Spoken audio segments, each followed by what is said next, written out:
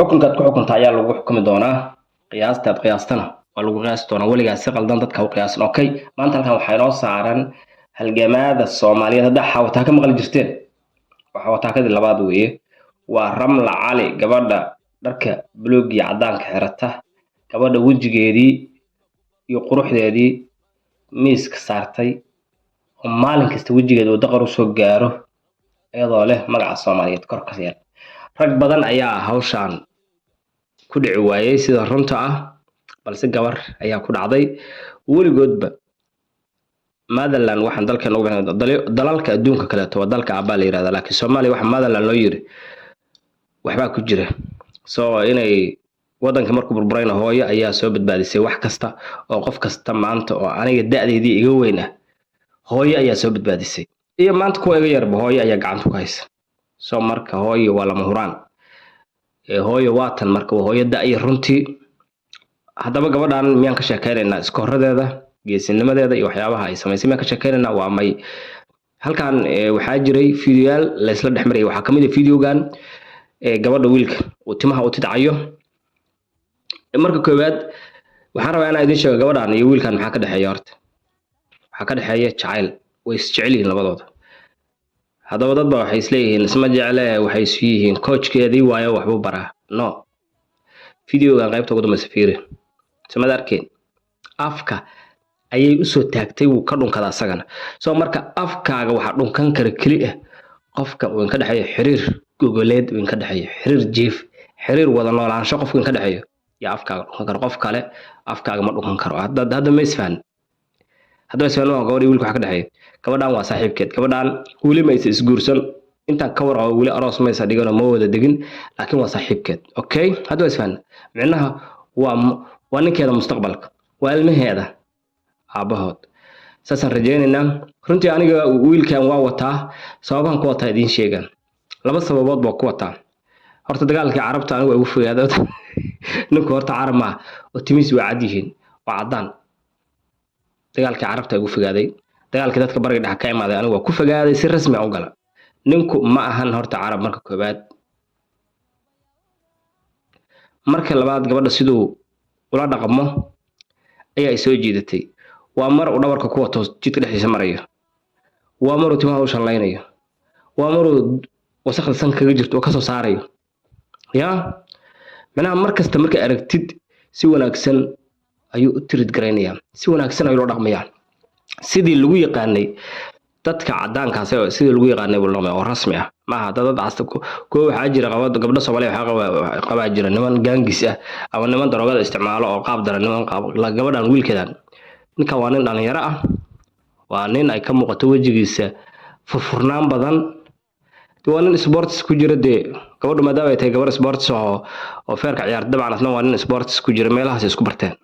marka waxa ay muuqato inuu yahay qof qoman inuu yahay aan balwad lahayn baa ay muuqato inuu yahay qof aad u furfuran runtii aad u furfuran inuu yahay muuqata gabdhihiina waa ka daba dhaceen gabdhihii Soomaaliyeedna fiidiyogan marka wixii ii soo gaaraa waxay tahay gabdhihii oo dhan baa ka daba dhacay alla ninkaan oo kale rabnaa alla maxaan sameynaa ninkaan oo kale horta waa adagtaasi lagu helo sida runta ayaguna gabdhuhuna ma rabaan hadda gabdhuhuna ma rabaan inay saan sameeyaan gabadhan sameynayso ma rabaan soo marka ninkii wuxuu yiri ma xaydinaysid wiir waxaas ma jino qaab daran baad ma rabaan inay yiraahdeen marka hadda waxa weeyaan horta ma noqon kartid qof kale hase yeeshee adinkiina isku day ma haysaan adinka markaas guursataan awalba si tuuganimaad ku sheekaysateen oo private ah markaas guursataan private ka ku jiraysan leen markayo waxaan deganaa 20 bilood baan waxaan deganaa xaafadda ugu dadka badan Soomaalida ugu badan ay ku nooshay wadankan baan deganaa 20 bilood wax yar ma waa 2 sano go ahaan deganaa labadaas sano maanan arag dhalinyaro Soomaaliya wada socotana ma arag laba isqabto wada socotana ma arag hal maalin baa waxa arkay wiil iyo gabar shukaansanaya wiilku waana qaan single buu ahaa gabadhu shukaansanaya hal maalin bas arka labadaas sano deganaa meeshaasna magaalo tuulo meeshaasna waa meesha Soomaalida ugu dadka badan ay ku noolaayeen maalin kasta aroosya ka dhici jiray ilmaha ku dhalan jiray qoysas baa deganaa haddana weligay ma arag nin iyo naag isqabo wada socota haddaad idinka aragteen waa ii sheegi kartaan maanta haddaan tago meesha soomaalida ugu badan nin iyo naag wada socota arki maysid teenagerska soomaalida oo wada socda arki maysid haddana teenagerska suuqa markay joogaan gabdhihii waxay la socdaan ummado kale la socdaan gabdhihii wiilashiina ummado kale la socdaan macnaha teenagerska guriga ma joogaan teenagers waxaa loo jeedaa dadka da'yarta ah oo ka yar 20 sano ama 18 sano ka yar macnaha dad guriga jooga ma aha gabadhii wiilal bay la socotaan wiilkiina gabdho kale la socdaan ayagii waa kala cararayaan maxaa yeelay gurigii ayaa waxaa lagu baray kala dhuumasho hooyadood iyo abahooda kala dhunta iyaguna kala dhumanayaan marka labadii isguursanaysana si private ay u sheekaystaan way isguursadaan soo marka noloshiina dhana private noloshiina dhana kala carara dadka noloshooda private ma aha noloshooda wixii ay la xishoonayaan waxay ka xishoonayaan ilaahay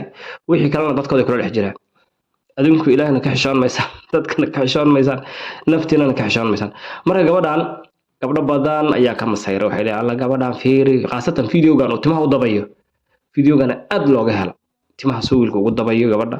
macnaha soo u fahmayo dhaqanka Soomaalida iyo timo dabada soo u fahmayo sidoo gabadha timaha uu kala qaybinayo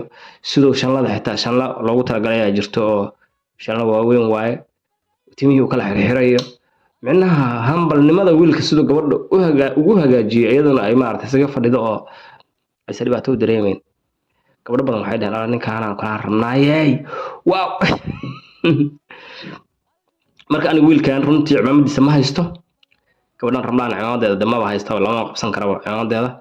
wiilkaana sababaha cimaamadiisa aan ku siiyay waa inuu gabadhan si wanaagsan ula dhaqmo kow iyo inuusan ahayn dadka bariga dhex ka imaaday labadaas arrinba dadka bariga dhex ka imaadayna maahan si wanaagsan gabadha ula dhaqmaa hadda way fahamtay ma gabdhaha kale aniga gabdho badan oo weeyaan arko ay qabaan turki ay qabaan carab runtii turkida dadka adduunka ugu xaaraansan way xaaraan hada maqashay adduunyada bilaa aadanka saaran kuwa ugu xun waa turki kuwa gabdhaha qabana xoog bay ku guursadeen ilaa maxay yeelay xoog bay ku guursadeen waan ogahay inay xoog ku guursanayaan xaalada turkidu waxay isku dayaan xoog si xoog boqolaal jeer ma arag gabdhaha xoog ay isugu dayaan aan arka iyo nalaan iyo jahilnimo soo xagaratay ma soo marka gabdhaha turkidu qabana dhibaato waa haysataa dhibaato waa ognahay baad kuwa turkiga maxabuuska aan meel uga bixi karin oo ilmahooda meel la aadi karin waan ognahay lagu shaqeysto turki waa ninka أنا إذن شيء تركي وعنك ناكتيس بينكو شيء ناكتيس بيعنيه هذا كار وحنا لدقنا ويل صاحبنا هلا دقنا قولي اسمك ويل كاساس كلها أنا جوا ما قريب أيكرس نيت طبعا دلنيا كرنا قولي جيس بكده نيت نين تركيا ويل كويس يقان المرك ناكتيس يبوكان حيره ناكتي دي واتن dee fulfuula xoogana bixiyo aniga waxaan iri wareede nin dhalinyaro ah markaas waxaan iri aniga horta haddaan dambaabayo horta waa meesheeda laakiin haddaan dambaabayo ani naag ninkii qabay wado ku dambaabi waayo naag ninkii qabay wado asna jeeradan iista ana luuqan la galaa walba haddaan dambaabi naag la qabo oo haddana ninkii qabay wado haddii bash haddaan iga tambadinaya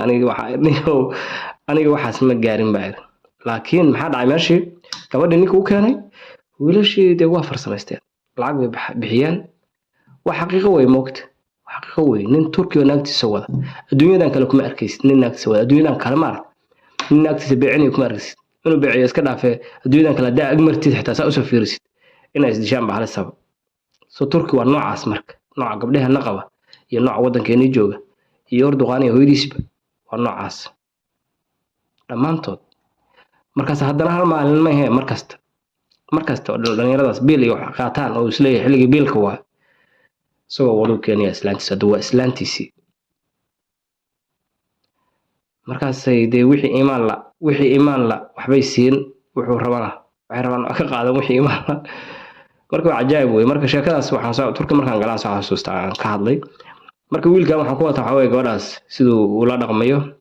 inuu san ahayn dadkaas qarabana bariga dhex ka imaaday kulli dad badan sababtay ku wataan waa intaas dad badan oo taageeriya jira oo wata sababahay ku wataan sidaas hadda halkan la soo gaartay waxaan ku boorinaa dhaqamada wanaagsan ee bulshada iyo in la helo bulsho hooyo aaba la yaqaan in la helo qoys hooyo aaba la yaqaan oo yeesho lagu arko jidka wiil baa wuxuu ugu dhaartay maalin dhalinyaro hooyadii aabahay oo wada socda abidkii maarag buu yiri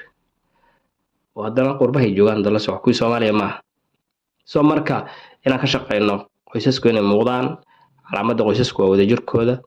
ka shaqeyno hooyooyinka aan baraarujino aabayaasha aan calaamano halkaan ugu imow fadlan dalkan nala soo gaartay YouTube channelkayga subscribe saar intaan video lamid ku kulmi doono sidaas iyo nabadgelyo